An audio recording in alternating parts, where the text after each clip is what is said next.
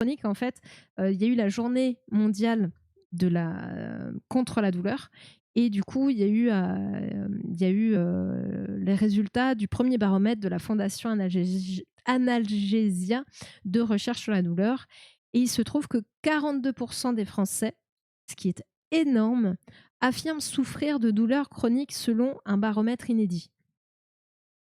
Donc, alors là, c'est assez parlant parce que je ne sais pas si vous vous rappelez, mais je vous disais, là, la personne, elle se tient le dos, les lombaires. Or, la lombalgie chronique idiopathique, donc qui n'a pas a priori de raison, on va dire, pathologique, il n'y a pas d'hernie discale, il n'y a pas de problème, en tout cas, dans les structures. La lombalgie idiopathique est une des causes au niveau mondial et une des causes invalidantes les plus, je crois, les plus élevées et représente vraiment un grand, grand nombre de personnes. Bon, là, ils ont pris cette photo pour illustrer la première cause de douleurs chroniques qui sont les douleurs musculo-squelettiques, qui sont les plus fréquentes selon ce baromètre. Donc ça va concerner, on peut parler dans ce cas-là des fameux TMS, hein, les troubles musculo-squelettiques. On en parle de plus en plus, parce que c'est vraiment quelque chose contre lequel on essaye de lutter. Et je pense encore une fois, non pas pour la santé des gens, mais parce que malheureusement, ça crée de l'invalidité chez les gens et les gens ne peuvent plus travailler et on a besoin de gens qui travaillent. Donc je pense que c'est un petit peu aussi pour ça qu'on s'en occupe, mais l'impact sur la santé, au-delà de la douleur, est énorme puisqu'il y a bien sûr tout un impact psychologique aussi. Tout un impact psychologique du fait de ne pas pouvoir travailler au niveau social. Donc, vous avez la douleur physique, le social et le psychique. Et ça, c'est les trois choses qui rentrent dans la définition de la santé quand l'OMS, quand elle définit la santé, inclut ces trois critères-là, le physique, le psychique et le social. Et forcément, quand vous avez des douleurs chroniques, tout est impacté.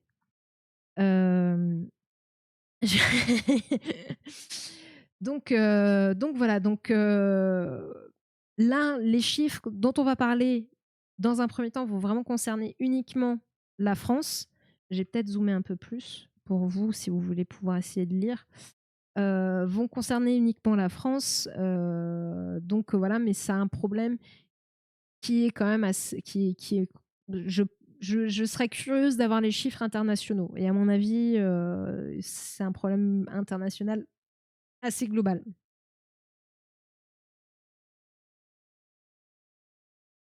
Pourquoi tu utilises plusieurs mots et j'entends que productivité? Je sais pas, peut-être, je sais pas. Moi, je sais pas, peut-être que c'est. Est-ce que c'est inconscient? J'essaye de le dire sans le dire, je ne sais pas. Donc, la crise silencieuse de la douleur en France. Et bonsoir Arca, comment ça va? De la douleur en France, que oui, les gens qui souffrent de ce genre de douleur chronique ne le disent pas forcément. Douleur chronique, déjà, on va le définir. La douleur chronique, c'est vivre avec une douleur quasi constante depuis au moins 3 mois. je vais éviter Colibri quand je vais éviter. Mais ça se tient, le raisonnement se tient. Donc voilà, déjà ça, la douleur chronique, une douleur quasi constante depuis au moins 3 mois. Pour qu'on parte tous voilà, sur la même base, hein. Toujours définir le sujet duquel on est en train de parler. C'est quand même, ça paraît basique, mais quand même, je trouve qu'ils le mettent que là, ils auraient presque dû le mettre dans le chapeau. Donc 42% des Français, c'est quand même des Français adultes. Donc là, ils n'incluent pas les enfants dans le baromètre. Donc ça représente quand même 23,1 millions de personnes. Les douleurs donc musculo-squelettiques sont les plus fréquentes avec 36% des personnes concernées. Ensuite, les douleurs orofaciales, donc vraiment la sphère visage, oral, abdominale et les douleurs neuropathiques. Donc des douleurs très sympas. Près d'une personne sur deux présente des douleurs intenses, douleurs à 6 sur 10. Alors, dans l'échelle de la douleur, on en a déjà parlé, mais pour rappel, la douleur, c'est une notion subjective. Donc, la personne va noter sa douleur, mais peut-être que une personne avec exactement la même douleur va pas mettre la même note à cette douleur. C'est vraiment un ressenti subjectif personnel. Il n'empêche que c'est quand même une donnée à prendre en compte parce que dans tous les cas, c'est en fait, je peux pas te le représenter parce que c'est sur une échelle, c'est souvent une échelle qu'on demande, une douleur, estimez votre douleur de 0 à 10, quoi. 0 étant l'absence de douleur, 10 étant une douleur insupportable. Moi, en exemple que je peux donner personnel, une luxation de l'épaule, pourrait même mettre la remise en place de l'épaule aussi. Mais une luxation de l'épaule, moi, je le place à 11, par exemple. Bon, en vrai, ce serait peut-être plus 10. Après, il y a des gens qui vont se luxer l'épaule et se remettre l'épaule et qui vont pas forcément la placer à 10. Mais moi, mon vécu, c'est du 10. Après, c'est du 10, c'est une douleur qui est en pic et qui redescend. C'est pas du 10 constant. Donc voilà, donc en fait, je ne peux pas te donner de comparaison de ce que ça signifie 6 sur 10 parce que faut juste se dire que 0, c'est pas du tout de douleur, 10, c'est une douleur insupportable. Et après, chacun va voir un petit peu, va mettre en fonction de son ressenti, de son expérience, de qui il est, de plein de choses, une note. Ça veut quand même dire que une douleur constante, une douleur, parce qu'encore une fois, hein, c'est une douleur constante de 6 sur 10, compliqué quand même, hein. Compliqué, hein. C'est effectivement ce qu'on peut classer dans les douleurs intenses, puisqu'on est sur des douleurs supérieures à une moyenne, encore une fois, une moyenne personnelle. Ça veut dire quoi neuropathique? Ce sont toutes les douleurs qui vont être. Alors, neuro, c'est nerveux. Je vais aller voir la définition pour éviter d'oublier des choses, mais c'est tout ce qui va tourner autour du nerveux. Donc la douleur neuropathique résulte d'une lésion ou d'un dysfonctionnement du système nerveux, central ou périphérique. Le central, c'est le cerveau et la moelle épinière. À partir du moment où, entre guillemets, ça sort de la moelle épinière, on est dans le système périphérique. Voilà. Si je voulais résumer, j'avais préparé un petit dessin au cas. Ah, pourquoi ça marche pas? On dit. Je que ça va me mettre ça n'importe comment. Hop. Et oui, ça m'a tout mis n'importe comment. Par exemple, là, si on prend ça et ça, c'est cerveau, moelle épinière. Et à partir du moment où je vais sortir de la moelle épinière, non, c'est pas ça que je voulais faire. C'est pas grave, on va y arriver. Je suis pas douée, mais c'est pas grave. À partir du moment où je sors de la moelle épinière, là, je rentre dans le périphérique. Mais le périphérique, il va jusqu'au bout des doigts. Et il est partout. Il va dans les jambes. Il va vraiment partout. Voilà, grosso modo. Et du coup, ça va concerner toutes ces douleurs-là, à savoir que ça peut être, comme il disait, une lésion ou un dysfonctionnement. Vous pouvez avoir une lésion, c'est-à-dire un nerf abîmé ou une partie de la moelle abîmée ou pincée. Par exemple, une hernie discale va créer une sciatique, c'est une douleur neuropathique. Si vous avez une hernie discale qui vient appuyer sur le nerf, là, juste à la sortie justement de la moelle épinière, comment j'ai décalé une moelle épinière et la personne est toujours est toujours vivante. Enfin, il y a un dessin, donc ça va. Donc si vous avez la racine du nerf qui est pincée par l'hernie discale, ça va vous créer une douleur neuropathique. Vous pouvez aussi avoir des douleurs neuropathiques qui viennent du système nerveux central, un dysfonctionnement au niveau du cerveau. Par exemple, moi j'avais appris en cours qu'une atteinte lors d'un AVC, par exemple, souvent les hémiplégies, donc la paralysie seulement d'un hémicorps, donc de la moitié du corps, liée, par exemple à un AVC, peuvent être douloureuses dans le cas d'une atteinte thalamique, sachant que le thalamus est une partie à l'intérieur du cerveau. Donc là, ça ne va pas être le nerf ni la moelle épinière. Donc en gros, ça va pas être les câbles qui vont être abîmés, ça va être une partie du cerveau. Alors, on peut quand même considérer que c'est un petit peu du câble quand même, mais ça va être une partie du cerveau qui va être touchée, qui va créer quand même des douleurs de type neuropathique parce que système nerveux. J'espère que j'ai été claire, que je me suis pas trop perdue. Je me suis pas trop perdue en explications. Je pleure tous les jours, j'arrive pas à me lever. T'as une, t'as une pathologie inflammatoire, 10.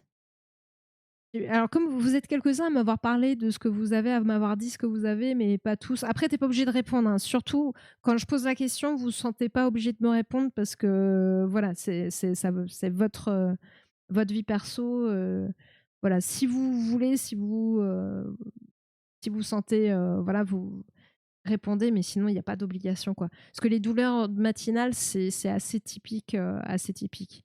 Mais courage, 10, hein, courage. Parce que les douleurs, vraiment, sachant que la prise en charge de la douleur, bah d'ailleurs, ils vont en parler dans l'article, donc je vais pas spoil, mais c'est quelque chose qui est très compliqué, hein. De ce que les gens pourraient dire pour que je me fasse une idée. Ah oui, oui, ok, d'accord. L'accouchement à 9, ouais, je crois que 9, il y a pas mal de femmes qui le mettent là, de ce que j'ai entendu, hein. Mais donc voilà, donc dysfonctionnement du système nerveux central ou périphérique, plus que d'une stimulation de récepteurs à douleur. Oui, parce que vous avez aussi des récepteurs à la douleur, mais effectivement, ces récepteurs à la douleur sont l'un pour donner une information au cerveau comme quoi il y a un truc qui va pas bien, mais dans ces types de douleurs spécifiques, c'est pas forcément ces récepteurs-là qui sont en jeu, quoi. Post-opératoire à 1,5, je suis un peu une brute, donc j'arrive pas à me rendre compte. Non, mais c'est pour ça que je dis que l'échelle de la douleur, elle est subjective, elle va être propre à chaque personne. Il y a pas, encore une fois, deux personnes avec le, entre guillemets, plus ou moins le même type de douleur vont pas mettre la même note. C'est vraiment très très variable d'un individu à un autre, d'une culture à une autre. Enfin, il y a plein de choses qui rentrent en compte. Après, c'est juste que dans tous les cas, si quelqu'un te dit j'ai mal, bah, c'est à prendre en compte. Et s'il te dit j'ai mal à 7, à 6 sur l'échelle de 0 à 10, ben, tu en prends en compte. C'est quand même pas une petite douleur. Si on te dit bah, j'ai mal ouais, à 2 sur 10, bon là tu dis bon ça va, ça reste supportable. Enfin tu vois, ça te permet juste, à la personne extérieure, ça lui permet simplement de comprendre est-ce que la douleur est plus, comment la douleur, est-ce qu'elle est plus ou moins supportable par la personne qui souffre. Voilà. C'est presque plus à ça que sert cette échelle que à dire 10 c'est ça, 6 c'est ça et 4 c'est ça. Non, c'est pas comme ça que ça fonctionne. Les douleurs dues aux cinq sens sont comprises de genre l'hyperacousie. Mmh. Mmh. Bonne question. Bonne question, bonne question. Après, c'est l'hyperacousie, c'est quoi? C'est l'hypersensibilité au son, du coup. Mais est-ce que ça crée de la douleur ou est-ce que c'est de l'irritation? En fait, ça dépend. Si c'est d'origine, si l'hyperacousie est d'origine liée à un dysfonctionnement au niveau du système nerveux, j'aurais tendance à dire oui, mais après, c'est des subtilités, quoi. C'est des subtilités, douleurs neuropathiques. Ça englobe quand même pas mal de choses. Euh, mais j'aurais tendance à dire peut-être. Tout dépend de l'origine de l'hyperacousie et de comment elle se manifeste effectivement, quoi. Bien de pouvoir faire un diag, douleur à 9, c'est une névralgie, douleur à 3, probablement une lésion cutanée avec inflammation. Oui, mais c'est pas, du coup, c'est pas comme ça que ça va fonctionner. Il y a des névralgies que certains mettront à 9 et d'autres mettront à 4 parce elles seront enfin, il y a des fois. Après, c'est pareil, tu peux avoir, comme je disais, tu peux avoir des pics à 9 avec une douleur constante à 4 ou des choses comme ça, mais c'est vraiment, encore une fois, une façon d'essayer de comprendre comment l'autre supporte la douleur. On peut pas dire à quelqu'un, même si on parle par exemple d'un soin, se faire opérer par exemple, c'est pas toujours, vous pouvez avoir mal au réveil, ça arrive. Des fois, vous avez pas mal, hein, encore heureux, mais on peut dire à la personne, vous aurez mal à peu près 3 sur 10 quoi, ou 4 sur 10. Non, parce que chaque personne est différente et chaque personne aura un ressenti. Et qu'en plus de ça, bon, il y a certains cas où des fois il n'y aura pas de douleur in fine. Donc ça sert à rien de mentalement dire à la personne qu'elle va souffrir à telle ou telle importance, quoi, puisque son ressenti sera hyper personnel. Ce serait super aidant pour comprendre, oui, de savoir, si un chiffre correspond à quel type de douleur. Après, il y a dans les douleurs, ça, c'est l'échelle de douleur dans le ressenti, de la personne par rapport à la douleur. Donc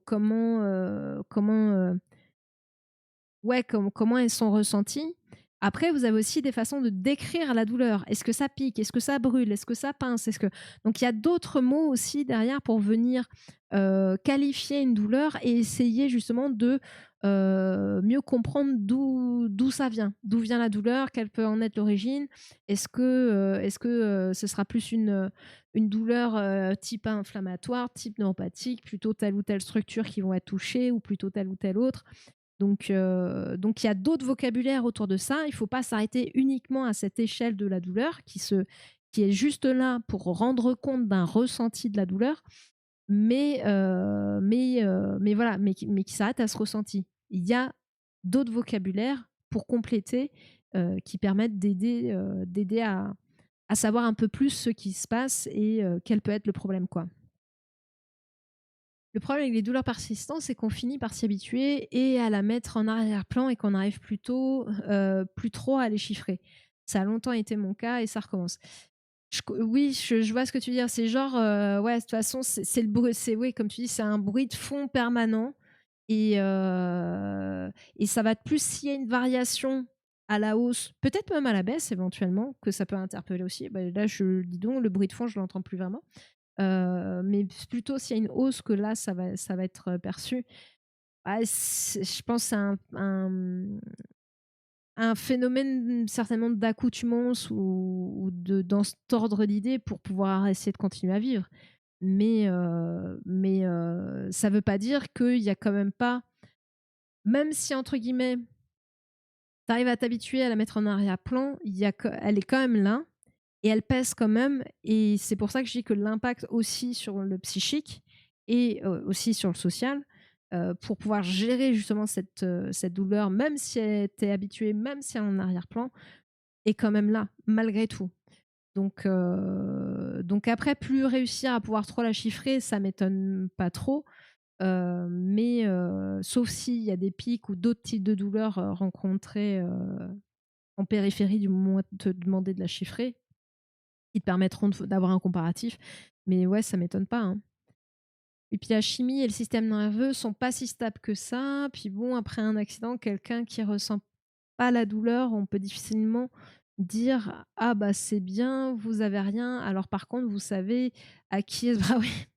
Bah, en fait, la douleur, elle est là quand même pour à la base envoyer un message pour dire il y a quelque chose qui va pas et que justement on en tienne compte et qu'on agisse en fonction d'eux. Donc effectivement, et c'est pour ça que les personnes, je ne sais plus comment s'appelle cette pathologie, qui ne ressentent pas la douleur du tout, et ben en fait c'est très compliqué pour elles parce que ça veut dire si elles se brûlent ou si l'hiver et qu'il fait très très froid, elles ont les orteils qui commencent à geler, elles vont pas ressentir les douleurs de la brûlure, de la chaleur, si elles se cassent un os, si elles se blessent. Donc au final, ou si elles sont de la fièvre, donc au final, elles vont être obligées d'être régulièrement, dès qu'il y a le moindre truc, régulièrement aller à l'hôpital pour contrôler qu'il y a rien. Parce qu'elles ne peuvent pas dire Si vous avez quelqu'un qui se pète la cheville et qui se tient la cheville, qui fait ah, bah vous savez où c'est, vous savez qu'il y a quelque chose qui se passe. Mais une personne qui ressent pas la douleur, elle pourrait très bien marcher dessus et pas se rendre compte que bah, en fait elle a la cheville à 90 quoi. Niveau nerf, cela peut être une perte de sensation ou une douleur, par exemple, sensation de brûlure. Oui, bah, en fait, le truc, c'est qu'au niveau des nerfs, il peut y avoir plein de choses. Donc, de. Je perds mes mots parce qu'il y a plein de mots pour qualifier. Enfin, il y a des mots hein, pour qualifier les pertes de sensations. J'essaye par rapport à l'hémiplégie. Ah! J'ai oublié, enfin, tu peux avoir des pertes de sensations, tu peux avoir, enfin, il peut y avoir pas mal de choses. Ça peut être un dysfonctionnement qui va entraîner des sensations de brûlure, des choses comme ça. Mais voilà, encore une fois, il y a tout un vocabulaire. Et pour expliquer, enfin, pour expliquer, pour essayer de décrire la douleur qu'on ressent, au-delà, encore une fois, de cette échelle. Je sais pas d'où vient mon hyperacousie, juste que mon cerveau interprète les bruits qu'on m'impose comme des attaques physiques. Ok. T'as déjà consulté pour ça? Après, ça pourrait. Est-ce qu'il y a vraiment. Est-ce que c'est une hypersensibilité au son? Est-ce que c'est à la fois. Ça peut être ça plus. Est-ce qu'il y a une sensibilité au niveau nerveux?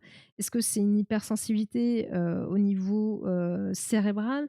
Est-ce que ton sentiment de attaque physique, est-ce que c'est une sorte de synesthésie, les synesthètes de synesthésie, c'est-à-dire deux sens, là en l'occurrence la kinésio, pas kinésio, je perds tous mes mots. Hein. Enfin, en gros, tu as, le sens entre guillemets du mouvement du corps qui se joindrait à celui de Louis. Je sais pas. Les acouphènes, typiquement, on finit par oublier. Ah, les rares fois où j'en ai eu, c'est le genre de truc, ça me rend dingue, quoi. Qui ressent pas la douleur et malheureusement, 2 de ses enfants sont comme lui. Ouais, il me semble que c'est d'origine génétique. Alors si 2 enfants, ça y est, 2 enfants sont comme lui, c'est vraiment pas de bol, hein. Perdu toute une partie des sensations dans la jambe, c'est très, très chiant. Je peux vous expliquer ce qui est arrivé, mais c'est un peu long. OK. Bah, après, si tu veux, après tu peux aussi en parler dans le Discord, mais encore une fois, hein, te sens pas obligé. Mais effectivement, les sensations, c'est vrai que rien que ne serait-ce que de perdre un peu des sensations, des choses comme ça peut être très problématique. Dans la jambe, bah, quand tu n'as pas trop de ressenti pour marcher, les sensations que te donnent tes pieds par rapport au sol, etc., c'est hyper important. Donc, on voit par exemple des personnes qui, Et c'est et, parti. qui après une chimiothérapie, ou peut-être même pendant aussi, malheureusement ont des problèmes au niveau des sensations, et notamment parfois au niveau des sensations des pieds. Et pour ce qui est de la marche, c'est compliqué parce que les sensations sont perturbées, ou les personnes ne supportent plus certains types de chaussures, certains types de revêtements. Enfin, ça peut être très très problématique. Hein. Hypoesthésie, oui, hypoesthésie, la baisse des sensations, effectivement. Merci, merci Linrey. Ça va être horrible, aucune sensation. Bah, on a eu un petit peu, alors c'était en parlant de prothèses, mais cette discussion plus ou moins sur la sensation que les prothèses aujourd'hui il n'y avait pas de retour sur la sensation, sur le sensitif. En fait, on pouvait déclencher la prothèse, donc c'était vraiment qu'un message afférent, hein, de nous vers la prothèse, mais que le retour, le signal efférent ne revenait pas, et du coup pas le sensitif. Et effectivement, ne serait-ce que à ce moment-là, je comparais ça à caresser son chat, ou caresser la joue d'une personne qui t'est chère, ou quoi, ou tenir la main, la chaleur de la main, etc. C'est des choses que tu sens plus, et c'est des choses qui sont très très importantes au final. C'est C'est pour ça que je dis que c'est aussi l'impact, il est encore une fois pas que physique. Il est bien au-delà d'uniquement bah, tu sens plus, tu sens plus. Non, il y a les conséquences, elles peuvent être au-delà de ça, quoi. C'est la cuisse et du coup, je commençais à compenser avec les mauvais muscles. Heureusement, on a pu récupérer un peu avec les électrodes, juste assez pour marcher en main. Mais oui, c'est chiant. Ah putain, bah courage, hein. Courage, courage, hein. Mais oui, oui, si t'as plus de sensations, effectivement. Est-ce que tu as continué un peu les électrodes derrière? Parce que ça aide un peu à refaire un peu les connexions, mais effectivement, c'est pas, ça a sa limite, quoi. Après, si t'as, je sais pas au bout de combien de temps à peu près on peut dire, bon, là, on n'ira pas plus loin que ça en récup, mais signal efférent et afférent. Déférent, peut-être que ça existe, mais au niveau du système nerveux, on parle de système afférent, de signal afférent qui qui part du haut et qui va, Attends, non, je vous dis des bêtises. Afférent, signal. Attends, attends, attends, j'ai un doute, j'ai un doute, j'ai un doute. J'ai un doute, j'ai un doute. Signal afférent, efférent.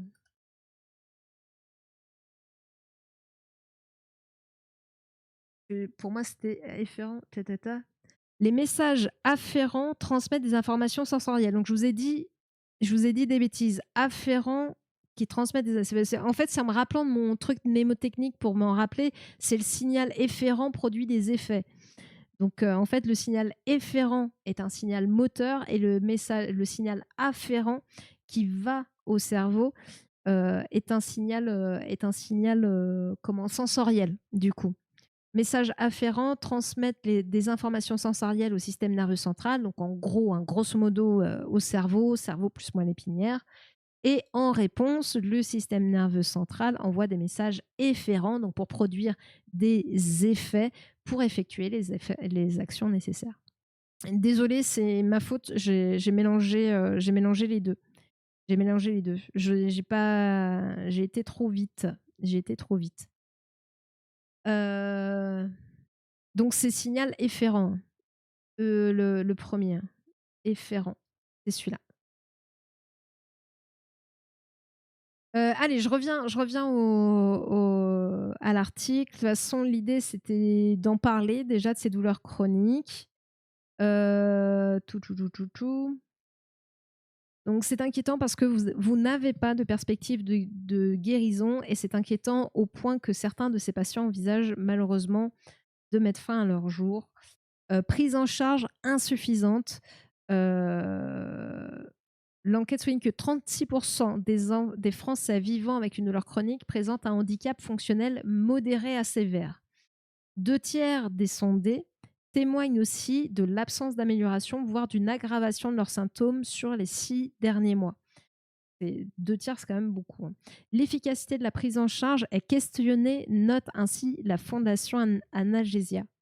Il n'y a qu'un tiers des patients souffrant de douleurs chroniques qui sont satisfaits de leur prise en charge. Seulement un tiers. Ça nous laisse quand même des millions de Français qui sont dans un grand désarroi. Comment c'est annoncé qu'un monsieur. Ah, cool. Ok, ok. C'est cool, 10. C'est cool. Courage et danse bien, du coup. Donc, alors que les recommandations françaises de l'HAS, donc de la Haute Autorité de Santé, insistent sur la prise en charge pluriprofessionnelle de la douleur, le baromètre fait le constat que la prise en charge est souvent assurée exclusivement par le médecin traitant et que l'accès aux structures spécialisées reste limité. Et c'est bien ce je disais, un truc, moi, personnellement, ma vision de la prise en charge, pour moi, elle devrait être pluridisciplinaire, pluriprofessionnelle, mais moi, je parle de la prise en charge globale du patient. Mais dans le cadre de la douleur, c'est d'autant plus vrai. Et que malheureusement, bah souvent, au final, ça se résume au médecin traitant qui va très certainement juste prescrire des antidouleurs et le patient va revenir pour refaire la petite ordonnance d'antidouleur et que ça va s'arrêter là. Alors qu'il y a tellement de choses à faire, quoi. Et salut Garaougnard, comment ça va? Donc bah, ça, c'est bien dommage, mais bon, le truc est santé. Le truc, c'est que bien sûr, qui dit prise en charge pluriprofessionnelle dit bah oui, ça va coûter un peu plus cher. Mais peut-être que ça va coûter un peu plus cher, mais que la personne, elle va récupérer en bien-être et va peut-être pouvoir se remettre à travailler ou travailler plus longtemps et être mieux dans sa vie et être plus active et du coup avoir peut-être moins mal et peut-être encore moins mal et du coup avoir moins de problèmes de santé, peut-être moins se sentir isolé socialement, mieux psychiquement, enfin bref. Vous voyez ce que je veux dire? C'est toujours le problème au final, on n'apporte qu'une réponse que limitée à ces patients. Alors, la prise en charge de la douleur, c'est quelque chose de complexe. C'est très compliqué. Il y a plein de types de douleurs. Et il y a certaines douleurs aujourd'hui qu'on a du mal à soulager. Donc, c'est pas un petit sujet. Mais quand vous aidez un patient à aller mieux, même si sur le papier, vous avez l'impression que ça vous coûte plus cher que, entre guillemets, de le laisser dans une situation moyenne, in fine, vous avez des retours positifs qui font qu'en fait, tout le monde est gagnant. Le patient, il va mieux. Et en plus de ça, in fine, économiquement, ben, au bout du compte, ça vous coûte pas plus cher, voire ça vous coûte encore moins cher.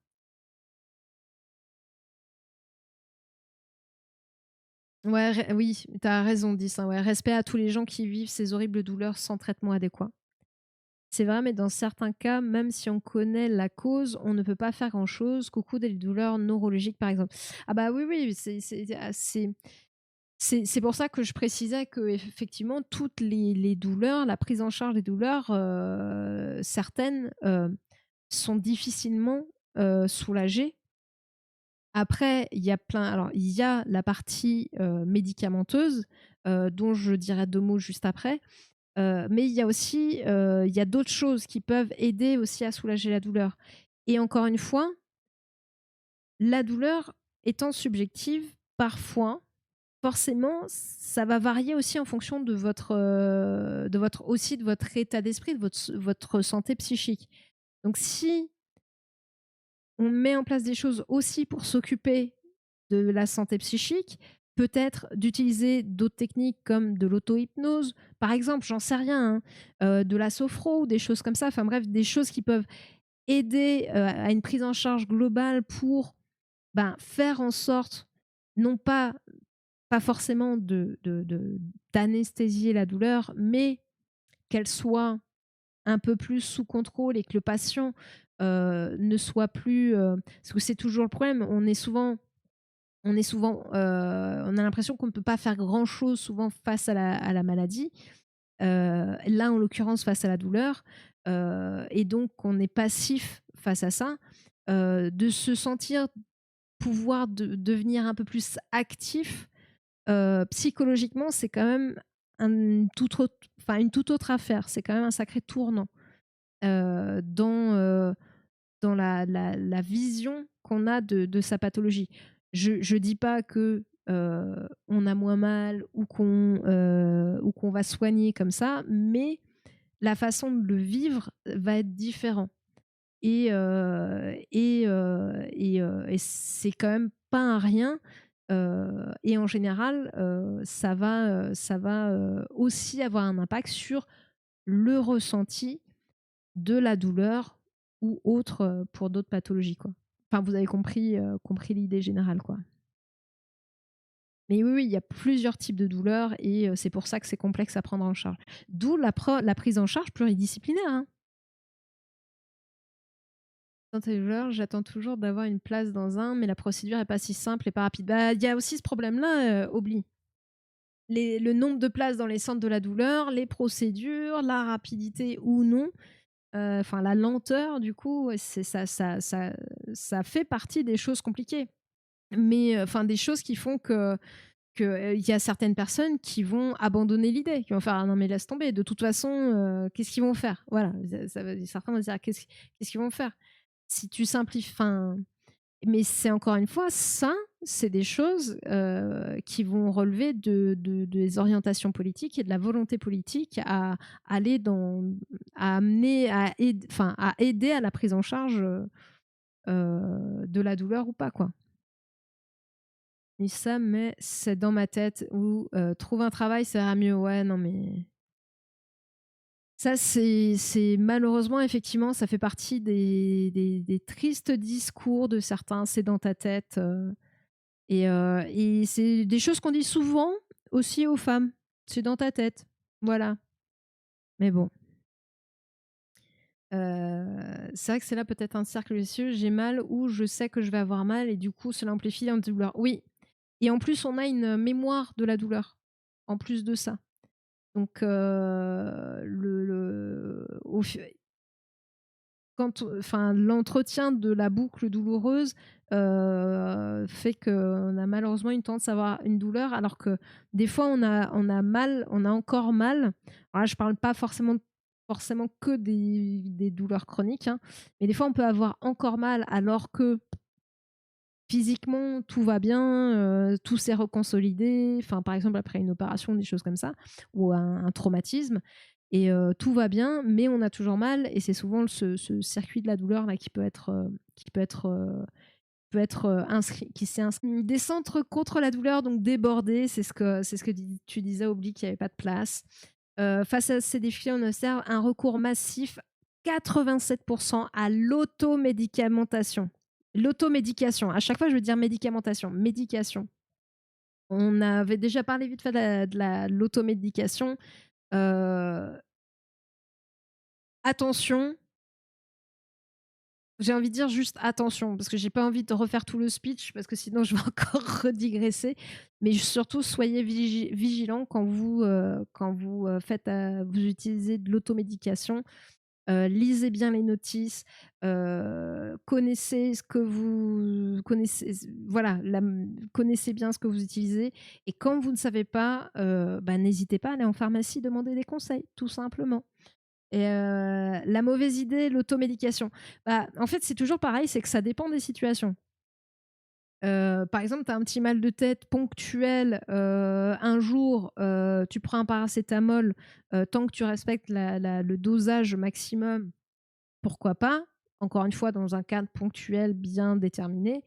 Après, s'il y a des douleurs fréquentes, un risque de surdosage, et cetera, il faut consulter, il faut être suivi. Ça, c'est sûr. Mais là, le recours à l'automédication, il est dû à l'absence de prise en charge au final. Comme on laisse les patients sans réponse, sans solution, ils les trouvent par eux-mêmes, quoi. Donc paracétamol ou antidouleur, mais encore une fois, paracétamol, c'est pas un médicament anodin, hein. Il faut pas, je crois que les doses max, c'est 4 grammes par jour dans le cadre d'un adulte. Pour un adulte, 4 grammes par jour sur 24 heures, ce qui veut dire 1 gramme maximum tous les 6 heures. Donc attention à ça. Parce que notamment les conséquences sur le foie, Ouais, quoi. c'est pas faux. Cas de douleur chronique, oui, oui, oui, dans le cas de douleur chronique, mais c'est que malheureusement, c'est des patients qui finissent, qui se trouvent dans une impasse, puisque les centres contre la douleur qui pourraient peut-être les aider sont débordés, quoi. 16% des patients ayant même recours à un opioïde en dehors de toute ordonnance. Et alerte d'étude. Et les opioïdes, ce sont donc des antidouleurs issus de l'opium. C'est pour ça que j'avais un autre petit article, parce que il y a, il y a ce truc-là, un antidouleur aussi efficace que la morphine, mais sans effet secondaire, testé au Japon. Bon, à voir, hein, faut pas se réjouir tout de suite, faut les laisser faire la recherche, faire les études, etc. Donc, parce qu'il y a quand même des sacrés effets, des effets secondaires. Donc, ces opioïdes sont soit des produits dérivés, pardon, directement de l'opium, d'où le nom opioïde, qu'on obtient à partir des fleurs de pavot. C'est le cas de la morphine, par exemple, soit des opioïdes synthétiques. Donc là, en gros, on va refaire la molécule, mais en laboratoire, qui imitent les effets de l'opium, comme le fentanyl, dont on a beaucoup parlé dans les médias ces derniers mois, et à raison, puisque, et c'est toujours le cas, aujourd'hui aux États-Unis, il y a une crise au niveau du fentanyl. Il y a un nombre de personnes qui décèdent ou ou qui sont accros à cet antidouleur, parce que un des effets secondaires, c'est l'addiction. Donc voilà, d'où le fait que les recherches pour avoir l'effet sans ces effets secondaires typiques de l'addiction jusqu'au surdosage, à l'overdose et malheureusement au décès, ça pourrait être pas mal. Mais là, ce qu'il disait, c'est qu'il faut qu'il fasse en gros un essai des tests à plus grande échelle que ce qu'ils ont fait à l'heure actuelle et sur différents types de douleurs. Parce qu'encore une fois, il n'y a pas un seul type de douleur, il y a plusieurs types de douleurs. Et du coup, un médicament peut être efficace sur un type de douleur, pas sur l'autre, etc. Donc ça dépend de l'origine de la douleur et du fonctionnement forcément de la molécule et du médicament. Et là, je ne sais plus s'il le disait un peu comment ça fonctionnait, mais en gros, ça vient jouer sur la chimie au niveau du cerveau, hein, si je ne me trompe pas. Je ne vais pas rentrer dans le détail de cet article, je vous le mettrai encore une fois dans le Discord. C'est possible. Oui, oui, comme toujours, hein. Donc voilà, le recours à des opioïdes sans ordonnance, confère l'addiction. Pour avoir croisé quelques patients avec des douleurs chroniques sévères, certains vont aussi vers la consommation de type THC ou, autrement dit, de cannabis, quoi. Ou pour certains disent que c'est le seul truc qui arrive à les soulager un peu, quoi. Mais voilà, je peux pas le recommander. C'est aussi, ça fait partie des pistes aussi de recherche pour avoir une molécule avec les propriétés du cannabis, mais sans les effets secondaires. Voilà. Donc des études en cours. Mais vraiment, la douleur, c'est quelque chose de très complexe, très compliqué et qui aujourd'hui, au niveau de sa prise en charge, euh, est vraiment compliqué. Et que, en plus de ça, vous avez les centres antidouleurs qui sont surchargés, mais c'est très compliqué parce que plein de variétés de douleurs. Et voilà quoi. Donc 270 centres contre la douleur en France, débordés, moins d'un tiers des personnes interrogées en ont bénéficié ou en bénéficient. Donc ça fait encore une fois très peu de personnes in fine. Donc cette dernière, donc la Fondation Analgesia, réclame davantage d'argent pour la recherche, le nerf de la guerre. Alors le nerf de la guerre, en fait, il y en a deux, il y a l'argent et il y a la recherche. Voilà. Ça fait des dizaines d'années que l'innovation est en berne et qu'on n'a pas découvert de nouvelles molécules. Bon, l'article d'à côté lui donne tort puisqu'il y a des recherches sur une nouvelle molécule au Japon, mais il y en a une. Voilà. Et qui sera peut-être pas in fine, qui sera peut-être inefficace et ou qui traitera peut-être qu'un type de douleur en particulier, quoi. Donc la fondation qu'il préside réclame également une meilleure formation des médecins généralistes et que la lutte contre la douleur devienne une grande cause nationale des prochaines années.